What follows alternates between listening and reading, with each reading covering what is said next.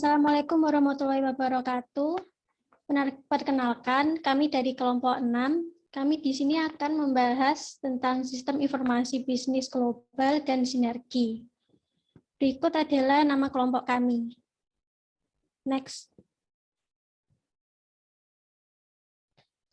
Pertama, perkenalkan, nama saya Elisa Ihrama Intan Permata dengan NIM 2020310046 dan rekan saya. Saya Muhammad Rian Wahyu dengan NIM 202030310165, kemudian teman saya.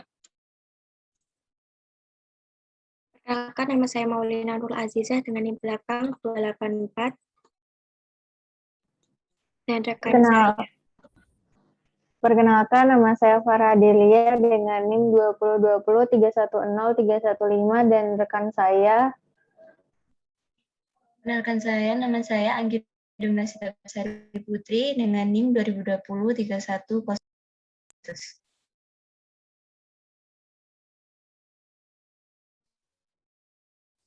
Baik, selanjutnya.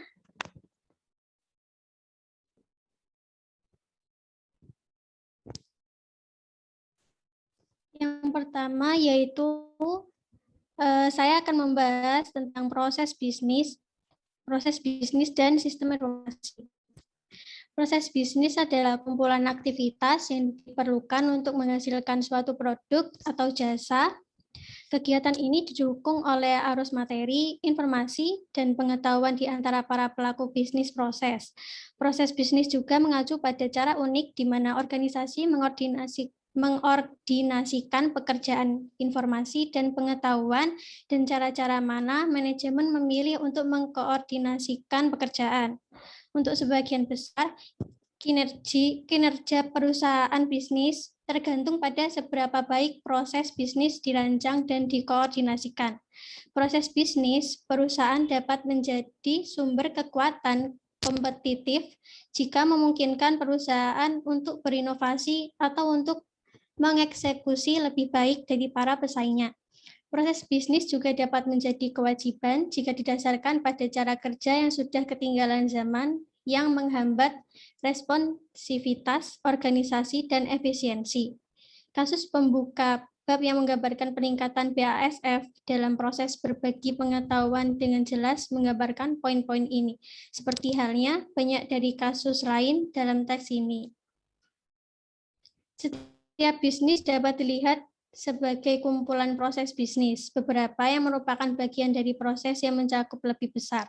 Misalnya, menggunakan mentoring, wiki, blog, dan video adalah bagian dari keseluruhan pengetahuan proses manajemen. Banyak proses bisnis terikat pada fungsi tertentu daerah. Misalnya, fungsi penjualan dan pemasaran bertanggung jawab untuk mengidentifikasi pelanggan dan fungsi sumber daya manusia bertanggung jawab untuk memperkerjakan karyawan. Sistem informasi mengotomatisasi bagian-bagian proses bisnis. Sistem informasi juga bisa membantu organisasi merancang ulang dan menyederhanakan proses bisnis. Sebelumnya, terima kasih atas kesempatannya. Di slide berikutnya ini saya akan menjelaskan tentang bagaimana teknologi informasi dapat meningkatkan proses bisnis. Sebelumnya, sistem informasi itu mengotomatiskan banyak hal yang sebelumnya kita lakukan secara manual. Contohnya itu dalam memeriksa kredit klien, membuat faktur, dan juga pesanan pengiriman. Tapi yang barusan saya sebutkan itu adalah contoh kecil yang dapat saya sebutkan.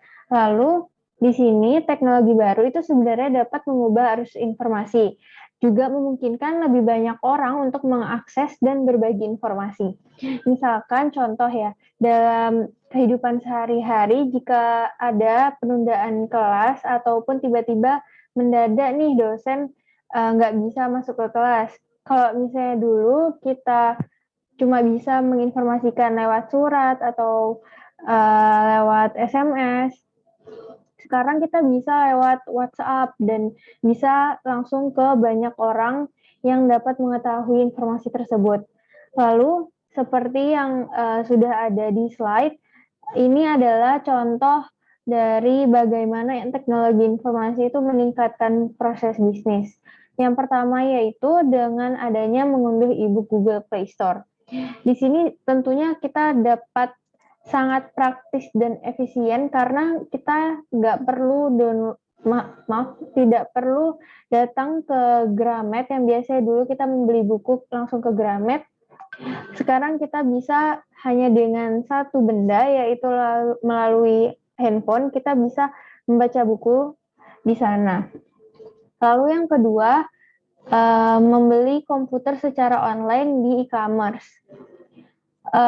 Hanya dengan menggunakan satu aplikasi, kita dapat mencari semua kebutuhan kita di sana, dan kita dapat berbelanja dimanapun dan kapanpun. Lalu yang ketiga, yaitu mengunduh musik dari iTunes. Di sini ada pun kelebihan dari adanya analisis proses bisnis. Yang pertama, dapat mencapai pemahaman yang sangat jelas tentang bagaimana bisnis sebenarnya bekerja. Memahami bagaimana mengubah bisnis dengan meningkatkan prosesnya agar lebih efisien dan efektif. Next. Ya, di sini ada sistem pemrosesan transaksi. Sebenarnya apa sih yang dilakuin di sistem pemrosesan transaksi? Jadi sebenarnya yang dilakukan dalam sistem pemrosesan transaksi itu untuk mengecek aktivitas dasar dan transaksi organisasi. Contohnya di sini yaitu penjualan, penerimaan, setoran tunai, penggajian, keputusan kredit, dan juga aliran bahan di pabrik. Sistem pemrosesan transaksi ini adalah sistem terkomputerisasi yang melakukan dan mencatat transaksi rutin harian yang diperlukan untuk menjalankan bisnis. Contohnya, pesanan penjualan masuk, reservasi hotel, penggajian, pencatatan karyawan, dan pengiriman. Perlu ditekankan dalam bisnis sebenarnya sistem pemrosesan transaksi ini tuh sangat penting. Jadi jika ada kegagalan dalam sistem ini, tentunya akan menyebabkan banyak akibat. Yang pertama mungkin bisa menyebabkan kematian perusahaan dan mungkin perusahaan lain yang terikat juga akan terkena dampaknya. Next. Baik, terima kasih atas kesempatannya. Saya di sini akan melanjutkan dari rekan saya. Intelijen bisnis untuk sistem pendukung keputusan. Yang pertama, sistem intelijen bisnis berfokus pada penyampaian informasi untuk mendukung pengambilan keputusan manajer. Intelijen bisnis adalah istilah kontemporer untuk data dan alat perangkat lunak untuk mengatur, menganalisis, dan menyediakan akses ke data untuk membantu manajer, pengguna, perusahaan lain membuat keputusan yang lebih tepat. Istilah sistem informasi manajemen juga menunjuk kategori tertentu dari sistem informasi yang melayani manajemen menengah. Kemudian ada sistem pendukung keputusan. Sistem pendukung keputusan adalah sistem yang memberikan dukungan kepada manajemen dalam mengambil keputusan dan cepat berubah dengan menggunakan model-model analisis yang kompleks. Sistem informasi tersebut dilengkapi dengan fitur business intelligence yang membantu manajer dan karyawan perusahaan mengambil keputusan berdasarkan informasi yang memadai. Next.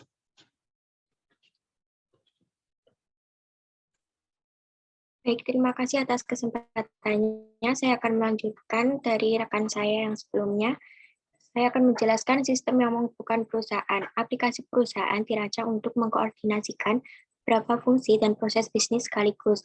Sistem perusahaan mengintegrasikan proses-proses bisnis yang penting di dalam lingkungan internal perusahaan ke dalam sebuah sistem tunggal terprogram guna meningkatkan koordinasi dan kinerja pengambilan keputusan.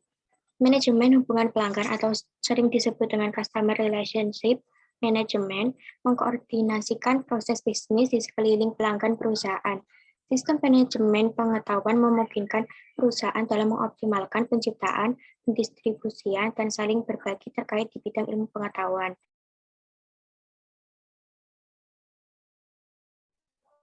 Baik, terima kasih atas kesempatannya. Saya Anggia akan melanjutkan presentasi dari rekan saya sebelumnya. Intranet. Apa sih itu intranet? Intranet itu hanya situs web internal perusahaan yang hanya dapat diakses oleh karyawan.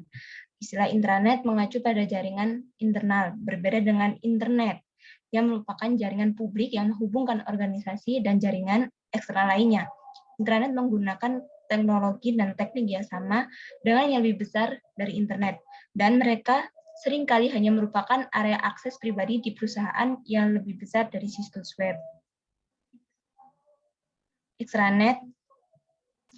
Extranet adalah situs web perusahaan yang dapat diakses oleh vendor dan pemasok resmi dan sering digunakan untuk mengkoordinasikan pergerakan pasokan ke peralatan produksi perusahaan. Ya, sebelumnya terima kasih atas kesempatannya. Selanjutnya adalah e-business atau kalau di bahasa Indonesia kan adalah bisnis elektronik.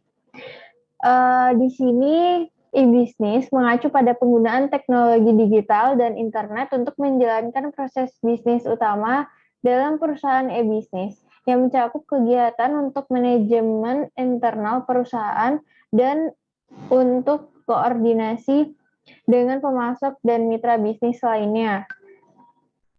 Ya, mohon maaf yang setelahnya ya. Ya, ini juga termasuk ke dalam perdagangan elektronik atau disebut dengan e-commerce. Contoh e-commerce yang tentunya sudah tidak jarang kita gunakan itu seperti Shopee, Tokopedia, Zalora, Blibli, dan juga yang lainnya. Dengan adanya e-commerce, tentu saja kita sebagai pelanggan merasa sangat dimudahkan karena kita dapat berbelanja dimanapun dan kapanpun. Next. Baik, terima kasih atas kesempatannya. Saya akan melanjutkan lagi dari rekan saya sebelumnya. E-commerce. E-commerce, apa sih e-commerce itu? E-commerce itu bagian dari e-bisnis yang berhubungan dalam pembelian dan penjualan barang dan jasa melalui internet. Ini juga mencakup kegiatan yang mendukung transaksi pasar tersebut, seperti iklan, pemasaran, pendukungan pelanggan, keamanan, pengiriman, dan pembayaran. Next.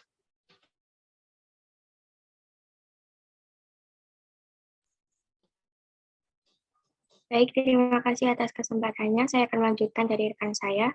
Yang selanjutnya yaitu e-government. Next.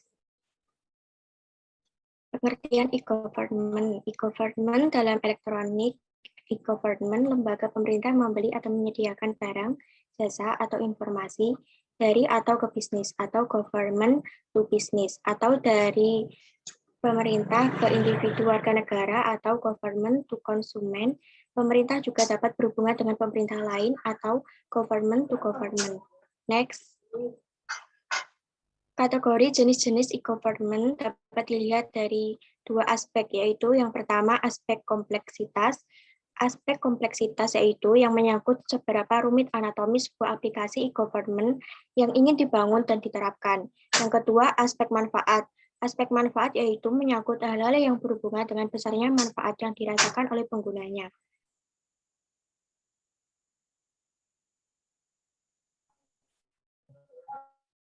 Baik, terima kasih atas kesempatannya. Saya akan melanjutkan presentasi dari rekan saya. Kolaborasi dan sosial bisnis. Apa itu kolaborasi? Kolaborasi adalah bekerja dengan orang lain untuk mencapai tujuan bersama dan eksplisit. Kolaborasi berfokus pada pencapaian tugas atau misi dan biasanya membutuhkan tempat dalam bisnis atau organisasi lain dan antara bisnis. Karyawan dapat berkolaborasi dalam kelompok informal yang bukan merupakan bagian formal struktur organisasi perusahaan bisnis atau mereka dapat diorganisasikan ke dalam tim formal. Lalu sosial bisnis. Tujuan bisnis sosial adalah untuk memperdalam interaksi dengan kelompok di dalam dan di luar perusahaan untuk mempercepat dan meningkatkan berbagai informasi, inovasi, dan pengambilan keputusan. Manfaat bisnis kerjasama dan sosial bisnis. Sebuah survei global baru-baru ini tentang manajer bisnis dan sistem informasi menemukan bahwa investasi dalam teknologi kolaborasi menghasilkan organisasi perbaikan yang mengembalikan lebih dari 4 kali jumlah investasi dengan manfaat terbesar untuk penjualan, pemasaran, dan penelitian dan pengembangan fungsi. Terima kasih atas perhatiannya. Mohon maaf jika ada salah kata atau perkataan dari kelompok 6. Assalamualaikum warahmatullahi wabarakatuh.